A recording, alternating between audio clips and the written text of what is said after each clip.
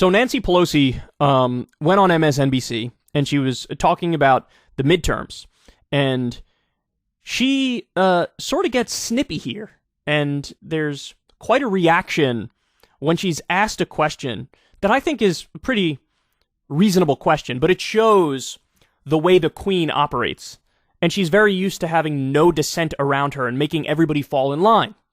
Okay, so the question's on Roe versus Wade, effectively like, hey, it doesn't seem like you guys really did everything that you could do to try to save it. Why? Why didn't you do that? Let's see how she reacts. Let me ask, why did the president wait till now to make this major push for what he says will be a post-election call for a fast track on abortion rights nationwide? Because the House passed it in the fall after Texas, the Senate failed to win the vote in the spring. Why didn't the president really push for that last fall when outrage over the draft opinion showed the handwriting was on the wall? Well, the president has been a very strong supporter of a woman's right to choose. All right, let me pause there for a second. That's not really true. He is, and I'm being kind by saying it this way, he's a moderate on abortion, or if anything, maybe leans a little right on abortion. Because, for example, he supports the Hyde Amendment, which is no federal funding for abortions under any circumstances.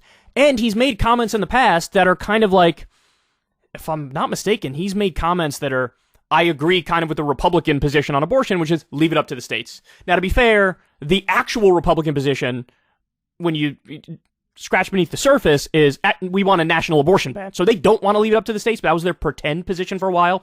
Biden, at times in the past, has espoused the actual Republican position of like, yeah, leave it up to the states, right? So now his voting record might be a different story. It might be a little more mixed. Certainly now, as he's older, he is verbally more pro Roe versus Wade. But what Pelosi's saying here is not, it's glossing over some important nuance. But nonetheless, I digress. Watch the rest. In your preview, you said, why is he waiting until after the election instead of doing it now? We don't have 60 votes in the Senate. If we could get... Democrats love nothing more than to whine and blame everything else. That's their move. That's their go-to move. It's really hard, and there's like an opposition party, and they try to block like everything. And what do you want us to do? Two more. You don't think he could have pushed harder on the Senate? You think we would have gotten 10 Republican votes? You think we would have gotten 10 Republican votes? Oh, come on. Okay. Oh, come on. The question is, basically, why didn't you fight? Why didn't you fight? Now, Nancy Pelosi's reaction is, it's not going to work anyway, so who the fuck cares? But the reaction to that is, do you not understand that there is a political benefit in just the fight itself?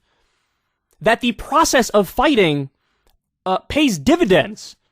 Because this is an issue where, like, a tiny percentage of the country agrees with Republicans. I've seen polls as low as like 9% that agree with their position of ban abortion in all circumstances. Some as high as like 18%. But that's their position is very, very unpopular. Every poll that's been done post Roe versus Wade shows the majority of Americans want to keep Roe versus Wade. So when they, trip over their dick, get what they want, but it's unpopular, why not make them pay a political price? Just the act of calling out their extremism, saying this is what we're fighting for, and you're watching us do it right now. Whatever it is, go on all the talk shows and talk about it. Go give speeches from the Senate floor or the House floor. Just the act of engaging in the fight pays dividends. It's like, think about what the Republicans do. Take any issue that is a hot button issue for them. Crime. Every time they open their mouth, they're talking about crime, and they're like, Democrats are weak on crime. Democrats are weak on crime. Democrats are weak on crime. We're tough on crime. We're tough on crime. Now, are they under any illusions that at the moment right now, any kind of bill they would propose on crime would get through the House or get through the Senate? They know it wouldn't get through the House or the Senate. But they are fighting nonetheless, and then they are driving their poll numbers up as a result of it. Now, you have an issue where you already have the popular position, but you refuse to lay a fucking glove on the other team. Run that back just a little bit. Look at this fucking snippy ass response. In the Senate, if we could get two more. You don't think he could have pushed harder on the Senate You last think spring. we would have gotten 10 Republican votes? You think we would have gotten 10 Republican votes? Oh, come on. Let's with all due respect, okay. The fact is we need to get 2 more Democratic votes to push back the filibuster and therefore be able, with 51 votes, to enshrine Roe v. Wade into the law. And that will be... Okay. Look at her argument. Oh, you think we could have gotten 60 votes? We can't get 60 votes. But you just said I need 2 more Democratic senators, I can get it done. Well, 2 more Democratic senators does not get you to 60 votes either. So you're saying, oh, I need 2 more Democratic senators because then we could roll back the filibuster and then we can get it done. Well, why aren't you and Biden and every Democrat who believes in the right position on this, why aren't you holding accountable the specific members of your party who are like, I don't want to do anything about the filibuster? Who is it? Who do we have at Manchin and Sinema? And maybe like 2 others at most? So why aren't you making them public enemy number 1? They are blocking permanently making Roe versus Wade law. They are blocking it. They're the problem. Make them fall in line. Bring them to heel. Now, again, even if it doesn't work, at least you named and shamed the enemy and proudly puffed your chest out and said, I am fighting for abortion rights. I am on the side of the American people. Instead, it's this, you can get it through? We can get it through. Here, I got another idea for you. You ready for this? What if you guys fired the parliamentarian, brought in a parliamentarian who let you do whatever you want, just like the Republicans do, and then you did, through reconciliation, you decided, I'm going to codify Roe versus Wade. What then? Well, Kyle, that would get slapped down in the courts, and that wouldn't work. But, okay, how long would it take to get through the courts? How long would it take?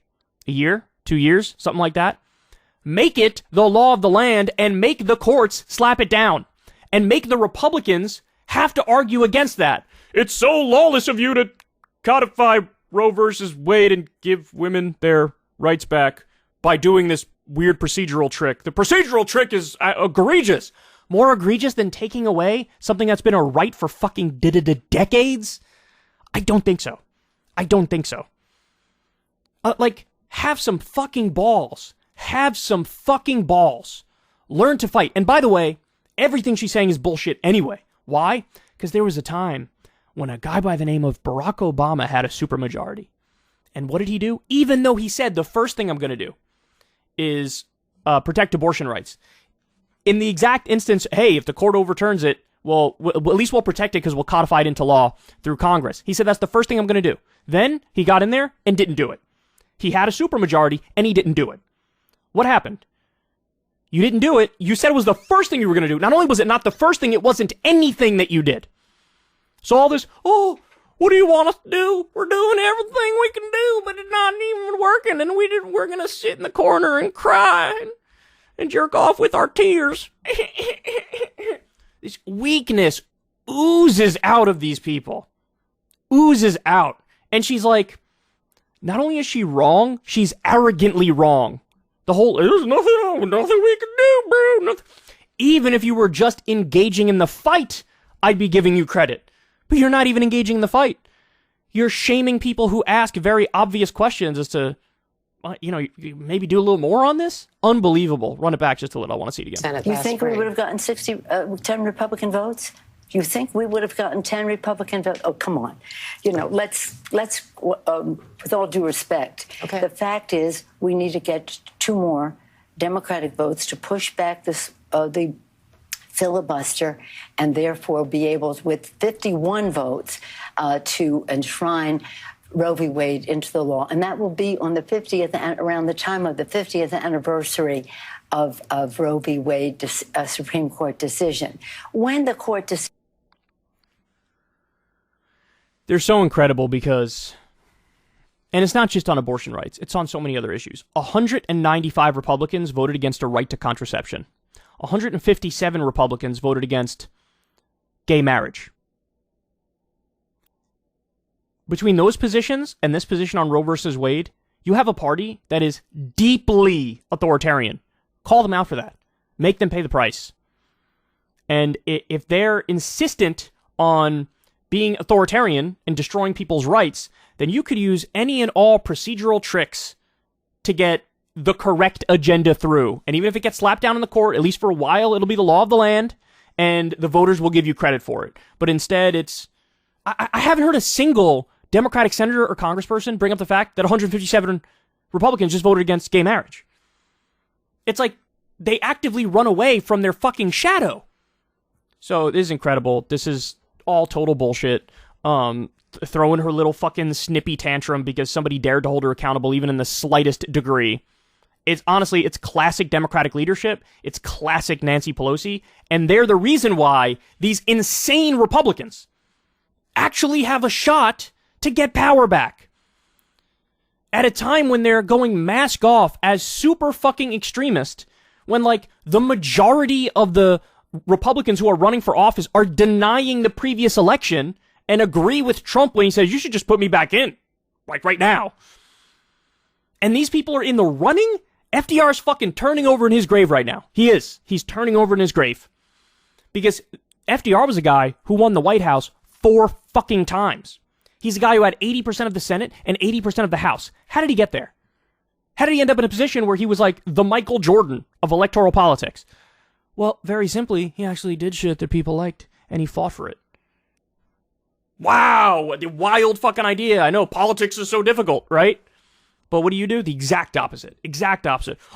We don't have 60 votes, and so we can't, there's nothing we could do. We couldn't codify when we had a supermajority. Biden can't use procedural tricks like reconciliation to get it through. We can't name and shame the Democrats who are blocking it to try to destroy them and win in the battle of ideas. We can't name and shame the Republicans who have a very unpopular position.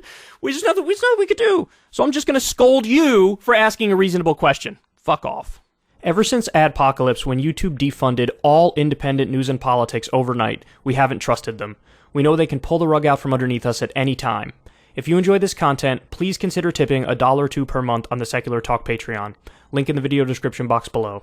Thanks for your support.